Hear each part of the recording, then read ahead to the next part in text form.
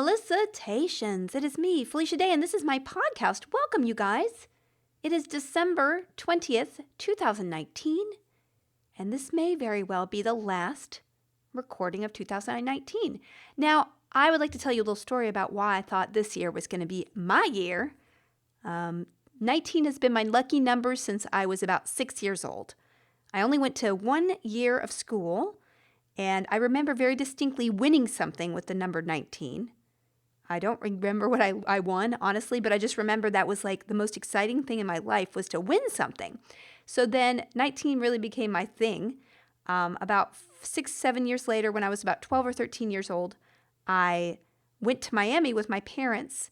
My dad was doing like a rotation there to learn how to do trauma surgery. He was in the military, and the military trained him to be a doctor, and he paid back his service in kind with his work.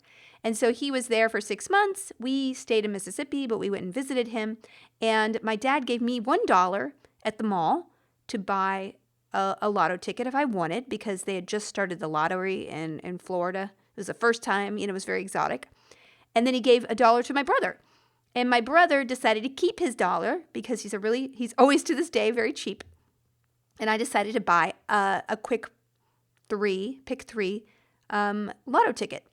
I picked 319, which happened to also be the day, March 19th, but I didn't even think about that. It was just 19 was my lucky number, and I like the number 3 too. So I picked 319. I won $500. So we used that $500 to go on vacation for really the only time in my whole childhood. We went to Key West, and I remember I bought a Greenpeace shirt that I was so proud of myself because I was a super liberal kid as I am now. And I believe in whales, preserving the whales. So anyway, and then later in college, I bought a lotto ticket. I wasn't, I'm not a person to buy lotto tickets every a week. I buy them like once a month. I'll just buy like 5 or whatever. But I bought some during college, and it was the regular lotto, and I picked 5 out of 6 numbers, y'all. And I won like $1,200. Of course, if I had just picked the number 23, I would have had $1 million. But that's okay. I didn't. I had $1,200, which was an incredible amount. When I was in college, I was so poor. My family was so poor. We lived in a very small 2-bedroom apartment, me and my brother and my dad and my mom, in a very not great part of town. I slept on the couch the whole college. My brother... Well, actually, for I think a year and a half, I had the bedroom, and then we switched out, and I slept on the couch for like 2 years. So, $1,200 was such a huge deal. It was incredible. I think my mom just took it, but it was pretty great to win. So anyway, long story short, 19 has been my lucky number since I was a kid. I was so looking forward to this year, and I have to say, it's the worst year I've had in a long time. I'm not. And I say that only that it's been tough. And I think sometimes when we go through tough things, we need to get through those things in order to get to the good stuff. Like when Trump was elected, I saw it coming, and I was like, well, you know what? I see people are rebelling against the status quo. They're going the other direction. It has to get really, really, really bad for it to swing the other way. Like really bad. People are going to have to suffer. Everybody's going to have to suffer. I think we've all kind of suffered. Not to get on my political horse, but anyway, so I would say that these are the lessons that I need to learn this year in order to get to where I need to go, but it's been very, very hard. I mean, you guys have been along this journey of this podcast. This is not my profession. I don't have an ad network. I don't have anything helping me do this. I do it all myself, and that's why it's so unedited, which I really enjoy. I just like having a dialogue with you guys and just keeping that connection because I don't do any of the stuff I really love to do anymore, like web video. So this is my like linchpin. This is my Discord and my Twitch. That's it. So I savor these moments where I can just kind of rant into a mic. So this year really was just really tough. It was a lot of growing pains, a lot of growing up. And I think the hardest thing for me is letting go of ideas about myself that I had. And ideas that I think other people expect from me, and also ideas and things that I expect of myself for other people. Meaning that stepping away from something, I'm feeling so guilty, or trying to get back to something I used to do because other people approved of it, or there was success there was popularity there. I've been in therapy for the last 6 months with someone who's really helped me through a lot of self-worth and like appreciating myself outside of achievement, which is really hard for me because my whole sense of self is based on how people are liking what I'm doing and how good I am at things. And that's been really, really tough to just be like, hey, you're awesome no matter what you're doing. You're awesome as a goat herder on a hill. And I wrote that in my my biography, but I struggle with it to this day. I'm conscious of it, but even if you're intellectually conscious of something, you can't, kind of heal the emotional stuff just with your brain. So it's like daily practice of just coaching yourself and realizing that, you don't have to be so hard on yourself. And so I think writing my book, Embrace Your Weird, through that very hard time. By the way, lovely gift for somebody if you are still looking for a Christmas present, affordable. It will give them so much for their buck. And also, it's a really great way to start off the new year. If you guys have bought the book and haven't gotten into it, I would highly suggest, maybe starting to crack it open now, because the end of the book ultimately kind of has you go off on a mission and focus on one creative thing that you could do in your life that would really give you some meaning. And I'm kind of going through that in my own mind about trying to eliminate the things that I'm doing for 2020. So anyway, long story short, this year has been a struggle physically by weaning my baby and having all these hormonal issues and emotional issues that I'm having to struggle with, stomach issues and all this stuff, health-wise, mental and physical, and just kind of waking up every day trying to be like, how do I make the most of this day? And what do I let go of that I need to, in my head, let go of to kind of become a new person? And I think last year I did a lot of that physically by just kind of cutting back on things. But also, it's letting go of those ideas of yourself, too. I'm going to be just as good a person if I spend a couple hours, playing the harmonica every day, even if nobody hears me play that harmonica, or if I just do it in a band that 5 people go to, that will always be, I think, my eternal struggle.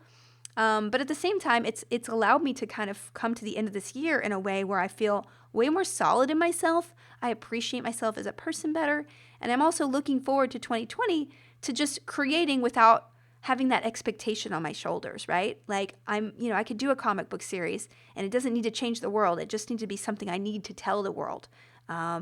So I feel good, but the struggle has been real. And I really appreciate everybody along the way, just hanging in there and listening to my ranty little felicitations podcast, because it really has been a great outlet. Yeah, I'm actually feeling really good about 2020. I'm trying to be realistic about my to-do lists, and my goal lists. Like, I'm not going to work out every day. I'm not going to learn Mandarin Chinese and write 3 books, right? I might be able to have one hobby and work out twice a week or once. And I might be able to complete one book or direct one thing or write one screenplay. That's okay. I already have a couple things coming out next year that I'm super excited about, and being able to focus on them as an artist versus like a business person has really helped me understand, like, this is what makes me happy. It's just putting myself and getting my emotions out and putting it into something that means something to me, that just like my book, I needed to tell this story. I needed to write this book and get it out of me because I'm proud of it, whether it's successful or not. So yeah, so now that I guess I've ranted about 2019 and what a poop hole it was, it's actually been good. It's been a year of growth, and growth is not easy. And so I guess I encourage everybody who, if you feel stuck, if you're feeling frustrated, be willing to go through the dark places to get to the light place, because otherwise you're just stuck in a place that isn't making you happy. And I guess that's what I've allowed myself to do over and over in my life, and I'm just not going to do it anymore.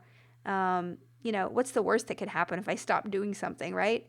I'm still, a person with friends and support and a voice. And we all are like that, right? We're all the same. So yeah, 2019, you sucked. But 2020, thank goodness I can go. 2020 only owes itself as a good year to a bad 2019. Yeah, so it's like shedding a skin. It hasn't been easy. It's stuck in places. Or like getting a muffin out of the tin. I baked the muffin. It was so hard to make the muffin. Parts of it stuck in the tin because I didn't butter it very well. But hey, now I got a muffin. It's a janky ass looking muffin, but I'll eat that muffin anyway. So hey, 2020 muffin. All right, that was too much ranting. These past 2 weeks. Oh, by the way, before I get into that, Go to FeliciaDayBook.com to pre-order my memoir, or I'm not pre-order, my God. To order my memoir or Embrace Your Weird, which is a workbook. It's a self-improvement workbook. It's a really fun book, and I think Barnes & Noble is going to feature it. I'm really excited about that. It's featured in Target right now, and it was a New York Times bestseller. So, yeah, jump on in. Giving another shout out to Voyage to the Stars. We have some really awesome episodes coming out soon with Angela Kinsey, and I go crazy in it. So go to apple.co/voyage if you want to hear and catch up on that show. Really, really funny episodes that have been coming out. And a good shout out to Sean Sandalooky-Look, who maintains the Wikia for this podcast, felicitations.fandom.com. If you want to check out all my book recommendations and all that stuff, they are there. Sean is a great color. He's a color? Culler. C-U-L-L-E-R. He culls the information. Oh, boy. Hashtag felicitations on Twitter. Send me questions. Okay. Like the last 2 weeks has been contemplating 2020, as I've already mentioned, but I have been writing, and I've finally been able to dig into this project that's been looming over my head since August. I have been working on it since August. 3 weeks ago, I had to kind of sit down and rip it apart again and start from scratch. I'm up to like 450 pages. It has to be finished in January. Well, not finished, but it's a work in progress. I'll let you know it's not a book, but I'm pretty excited about it. I finally got to the point where I can concentrate on it enough that I'm like, oh, I'm making something I like. I'm so excited about this. So that's fun. Doing my taxes, not so fun. End of the year corporate taxes, you can suck my butt. And just a little online shopping. I've cut back a lot this year on Christmas. I always spend a lot of money on my mom, but Calliope has everything, and her birthday's next month, so she gets 2 small things. Sorry, you're a baby. I have been taking to her a lot of events, though, and I have to say I love Christmas time. It is so wonderful. I love the lights. I love just the spirit of it. I love the smell of pine. It's 50 degrees here, which is like unseemly cold. It was burr. I'm so sorry for people who are in snow, but I just cannot live there. I could never live in snow. We went to the Descanso Gardens, which is this beautiful garden here in LA, but during the holiday season, they do this great light show. So they have all these different cool light exhibits and installations around the garden, and you go through, and it's so fun. They have a great little restaurant. So that was a really fun evening out. The zoo has all these awesome lights. I think they're doing this all across the world. So everybody just kind of, investigate what's going on out there. You don't have to spend $1 million to just have a nice night out, just to have one festive thing. I took Calliope to the real Nutcracker with the real ballerinas.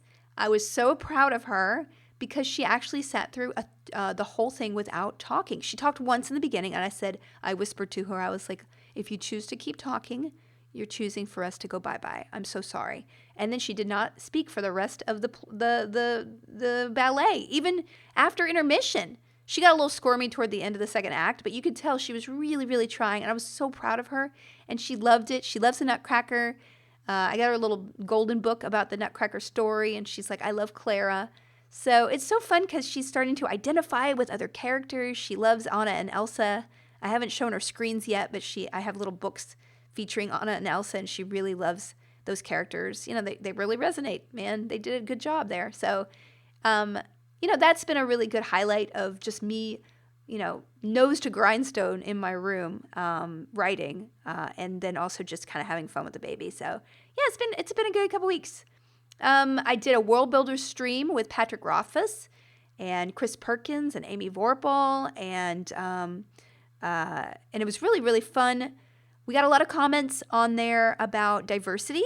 I saw a bunch of comments on Twitter when they were retweeting the stream that there was a lack of diversity in the cast. And to be honest with you, this is not just covering my butt, but when I looked at the release, I didn't know who else was playing in the game. I knew that Pat Rothfuss, because it benefits World Builders, which is an amazing charity that he started.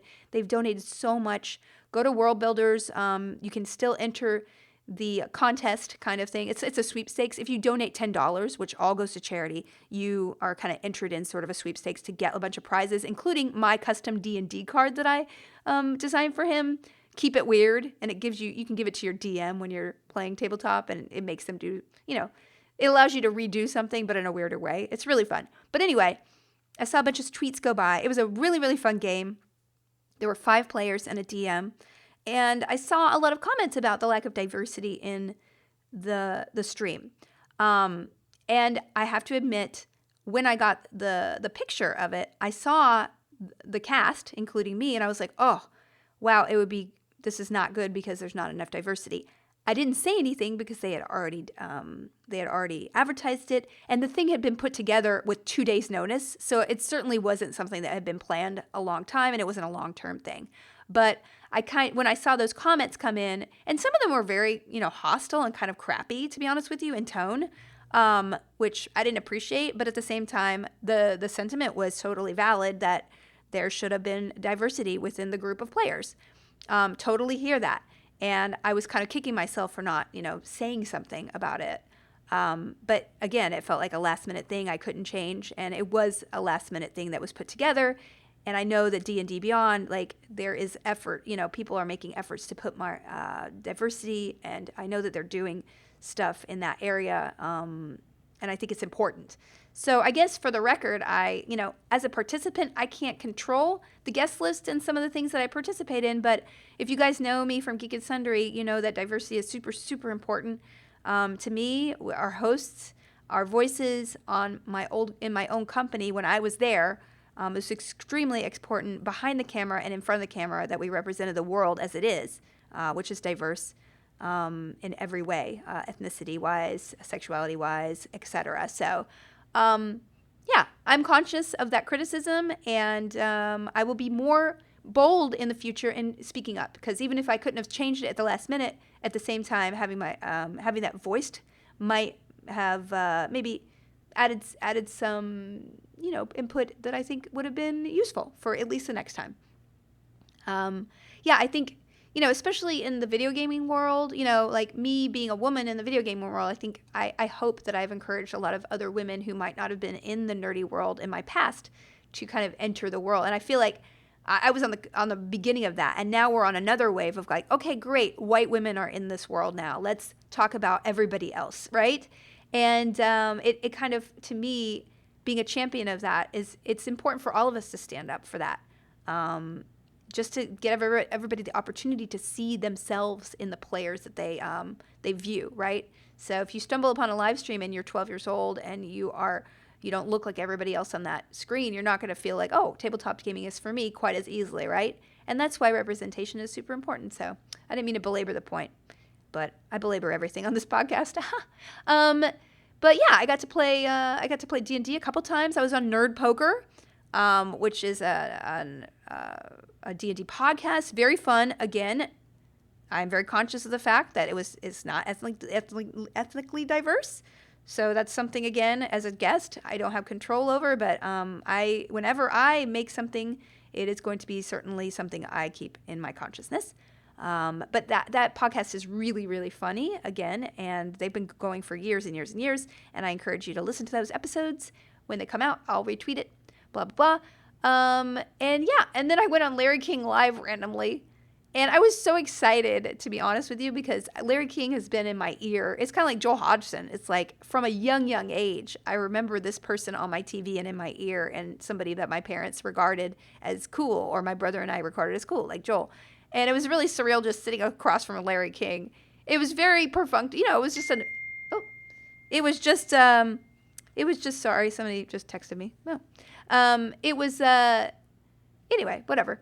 Let's see, what else did I do? Books, let's move on. It's my week. That's my week. That's what I did. Super fun. Hung out on the Discord. Started streaming Red Dead Redemption 2 on PC. By the way, horrible port. So many crashes. It takes 20 minutes just to get the game up. But I have to say the game is pretty great. So I'm hoping that patches, I downloaded 2 gig patch the other day, and I was like, great, it's going to work. And it crashed 7 times. And it's just like, ugh. Guys, please. But still, I will be continuing to stream. I'm going to be doing a Monday night stream on the 23rd. So go to twitch.tv/FeliciaDay if you want to join in. I will be doing another one. Let's move on to things I consumed.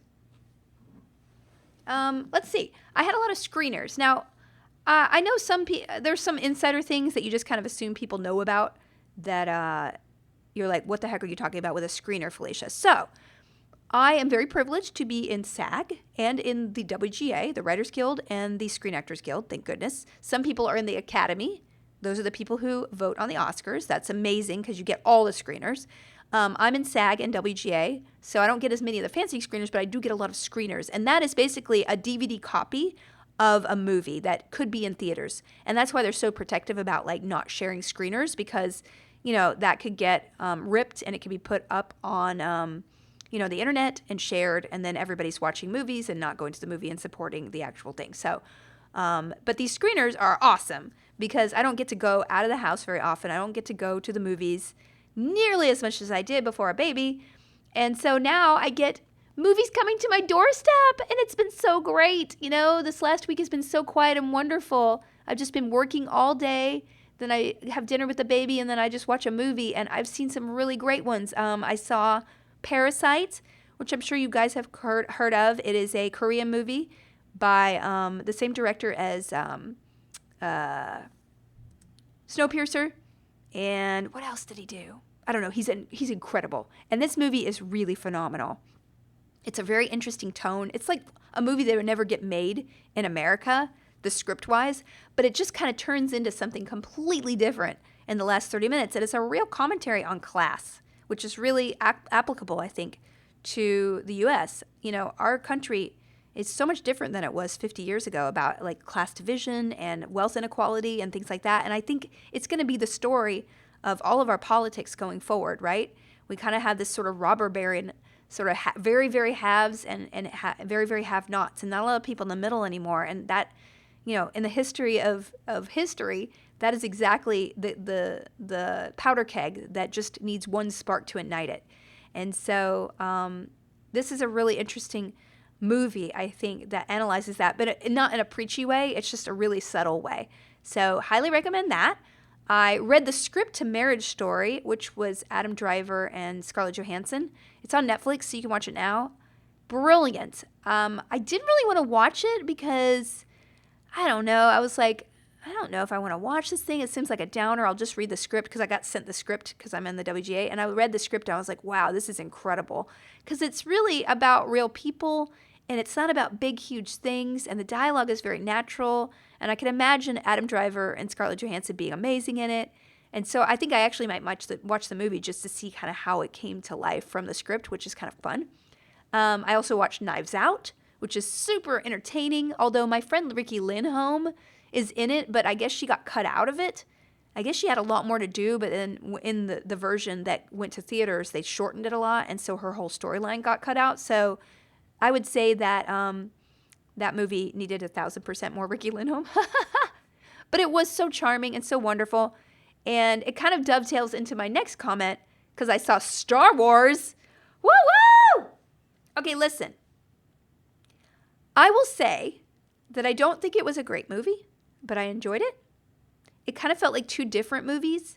And I'm not going to spoil anything, but I will say that there's a lot of brilliant stuff in it. A lot of stuff that was in there, obviously, for the fans and for the nostalgia and for the love of the series that didn't, I think, distract. I would have I guess, for me, I would have liked to have seen more interaction with the main characters that we've kind of followed the last couple movies. It just felt like some things were separated that, but it was such a long, big movie that I don't know how who am I to judge, right? I will say that it's Star Wars and it's wonderful and it was a satisfying ending in some respects. I think the last movie by Rian Johnson was my favorite of the three, to be honest with you. It was, you know why I liked it? It had flaws. It had flaws and it wasn't just always constantly going, and it had some interesting, just ideas underneath it that I really, really liked. This one is just huge. The action is amazing. The special effects are incredible.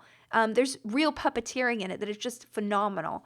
But there was something, I think, I've told this story a million times, but Star Wars was done on such a budget. It was done, despite everyone saying this is a piece of poo. Nobody was like, oh my God, this is going to be amazing. They're just doing this low budget thing in the corner, right? This was a phenomenon that happened after George Lucas's faith was kind of paid off.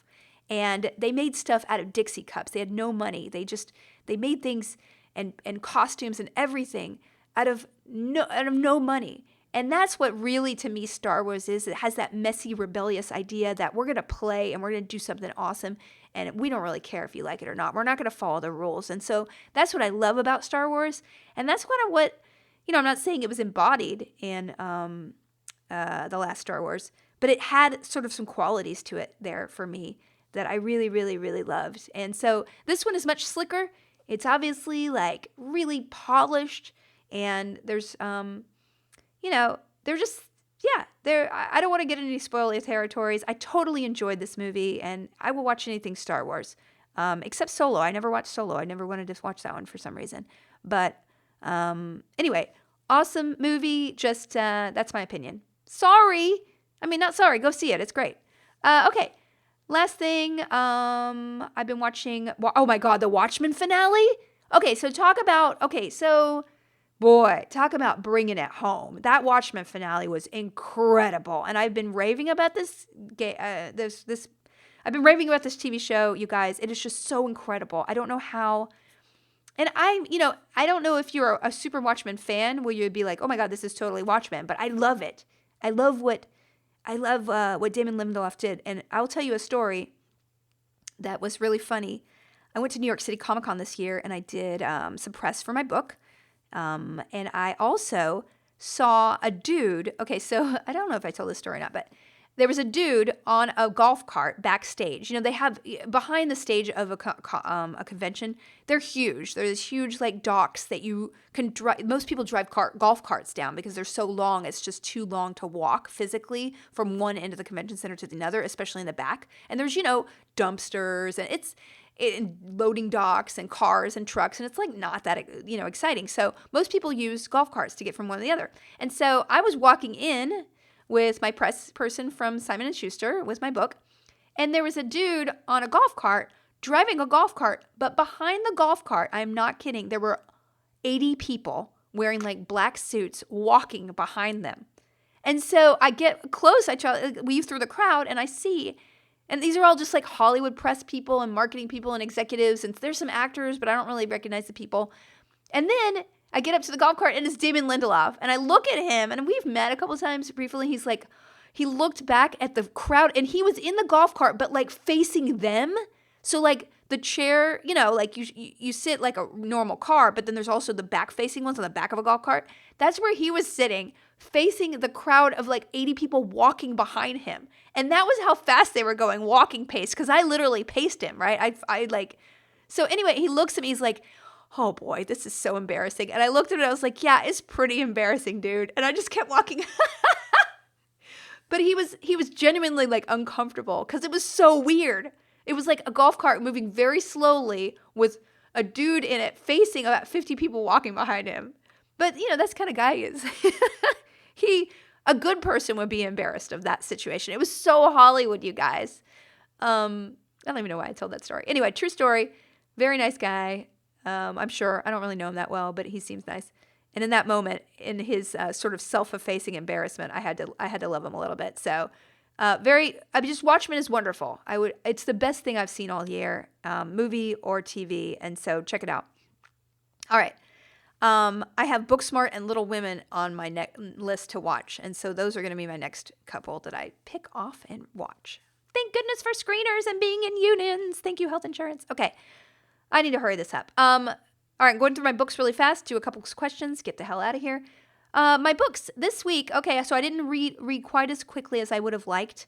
I did finish The Odyssey by Emily Wilson, and I have to say, I enjoyed it so much, you guys. This translation, not that I've read The Odyssey in any other translation, I'm not like that fancy, but it's so readable, and it's just sometimes I would read, a whole paragraph again because it felt like so accessible. And it really felt like it was a contemporary story that I really was able to relate to versus like, with a flowery language and it being very like, oh, this is a college assignment. No, it was really genuinely enjoyable. Like the turns of phrase and the whole intro that she wrote to the translation was so informative going into the poem that I would remember things. I was like, oh, that's what she was talking about. So, and I read it on my Kindle, which is, I think, the only way to read the Odyssey, because then you'll be going through the poem, because she kind of wrote it in iambic pentameter, just like Shakespeare, without the rhymes and stuff like that. But what I loved was that I would be like, oh, they would talk about somebody, like Ajax or whatever. And I was able to, when I have my Kindle, I just kind of highlight that, and then the Wikipedia will come up, and I'll be able to learn who that particular Greek, god or character was and what myth they were from. And I learned so much about, things I didn't know about just using the Kindle, sort of like that three-dimensional sort of learning, because since it was a poem, I didn't skim it. I actually read it. So it was just a really enjoyable experience, and it was just great fantasy adventure. There's gods screwing with people's lives and people being murdered and like guts being pulled out of people's stomachs and krakens, and it's just really, it's a good story. I mean, there's a lot of problematic stuff in there, like slavery and like hanging people and stuff like that. But at the same time, it gives you a glimpse into how life was back then. And, that it's fascinating. That's how they lived. So yeah, highly recommend it. Get it from the library or whatever. But if you're able to get it on your, e-reader, or just have your phone next to you to Wikipedia, like really take the time to actually maybe look up some of the things you don't, the people in there that you don't necessarily know, because I didn't know any of it. It really made the whole experience feel like, hey, I came out of here and I really am a better person for it. I have a bunch. So basically, I did not read anything but that, but I finished it and I loved it. And I have a bunch of books that I'm going to read over the next week or to pick from. So I have Ninth House by Leigh Bardugo and The City We Became by N.K. Jemisin. I need to finish that one. So those two are on my list. And I downloaded 3 books before the end of the year because I really want to read them. The Hanged Man by K.D. Edwards showed up on my Kindle because I pre-ordered it about 8 months ago, and it's finally out. You'll remember that was a urban fantasy with 2 male gay leads about tarot cards. Really fun. I can't wait to read the second one. It was really just different, and I was so thrilled to see it just show up on my Kindle. I was like, oh, pre-ordering works. I also bought a couple of books from Best of Lists of the Year. I bought a book called Gender in Our Brains by Gina Rippon, and I'm really excited about that. I mean, her whole thesis is to scientifically sort of refute the idea that we have a male brain and a female brain. I think I've talked about, how important I think it is to sort of de-emphasize gender as a parent, and I'm really interested to read about, just in a more general term, like how gender isn't really necessarily hardwired into our brain or anything. There's no reason why, like mathematics should be easier for men than it is for women, and that's why you see like more men achieving in mathematics. Well, I think I love the idea, and I believe in this and love to see some science back it up, that it really is an environmental and societal thing that we tell people that gender kind of goes along with certain things that we would achieve in our life, especially with J.K. Rowling's tweet today, which was more than disappointing, I have to say, little heartbreaking. Also, I mean, even if you do believe that, which I just find a little incomprehensible, why is that a priority for you?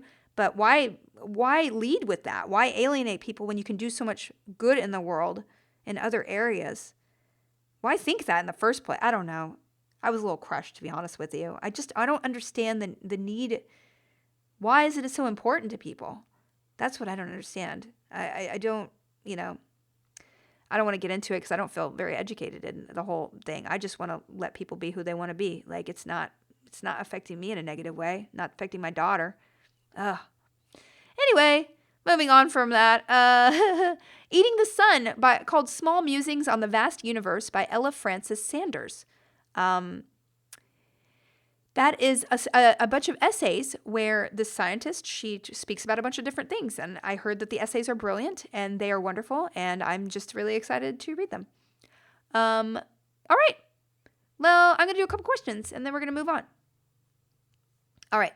Vic Bueno Menscode 7. Vic Bueno. Okay. Listen to your last podcast where you talk about packing for your book tour. Wow, 14 pairs of underwear. LOL. For me, it would end up taking up a lot of space in a carry-on. How do you fit so many? Did you ever use packing cubes to fit everything? LOL. # felicitations. Well, Vic, I wear thongs. Generally. And, I mean, that's it. They don't take up much space at all. You can just shove them. And I do packing cubes, I don't really believe in. I just roll things. Or I do that thing where you lay everything on top of each other and then you fold it. Have you seen that on YouTube? Just look up best packing technique. There are 10 million videos, but really it's like doing everything in a layer, like a single layer, and then folding that one layer over and making like a huge layer and then sticking it in the suitcase. I think scientifically people have said, hey, that's the way to fold things. Anyway, next question. Carolina, Texas asks, is there anything you are unabashedly a fancy princess about? Ooh, okay. For me, it's my goose down pillows and 600 thread count sheets. Everyone deserves a splurge that makes them happy, even if it's just buying good toilet paper. Well, Carol, okay, this is a very good question. I'm very particular about my food. I mean, I will always get the fancier raisin, okay? I just figure if I'm putting a calorie inside my body, I want it to be like the best calorie I can find. That's why I just don't eat any junk food. And I'd rather just eat nuts than eat a burger, like a fast food burger. I also am very particular about my sheets and pillows. I think that's pretty number one. And I'm very, very particular about my skincare. Although the last 6 months or so, I've really, tried to not spend as much money on serums and crap and use less on my face. And I think my skin has gotten better for it. So that is one thing. And I do buy expensive jeans. I don't necessarily buy expensive shirts or expensive dresses or anything. I will splurge on jeans because in my experience, I just want a jean to last a long time because I wear them a lot. And I feel like if I'm going to amortize the dollar for jeans, it would definitely be the best return on my money as far as what I put on my body. Okay? We're really learning a lot of my clothes today. All right. Stephanie Hudson asks, planning my 40th birthday trip. Any suggestions? My mom did Australia for a month. I can't decide. What? Stephanie? Oh my God, you're living my dream, Stephanie. Well, listen. I'm obsessed with the Boot of Italy right now. Like, I'm really obsessed with going to the Boot of Italy and just staying there for a month or two. Like, really obsessed. I know because A, I've looked into it. It's very affordable. One of the more affordable places. B, a lot of really interesting food down there. And like I said, food is like the thing I splurge on. And I mean, I don't speak Italian. I don't know why I'm obsessed with the Italian boot. I don't know what it is. I used to be obsessed with Spain. I'm kind of obsessed with Portugal too. But right now, it's the Boot of Italy that I'm really focused on. I'm just trying to get to the Boot of Italy this year or in 2020. So I guess, Stephanie, I would suggest if you haven't been, I would go to Thailand though, because I don't know where you're from, but Asia is, what am I saying about Asia? I've only been to Thailand. What an idiot. Okay. But I've only been to Thailand, but I spent 2 weeks there several years ago. And I have to tell you, it was the most informative, transformative trip that I've ever taken because it's a very different culture. It's a Buddhist culture and just being steeped in a completely different environment from and seeing how other people live their lives in a completely different way really made me think about my own life in a different way.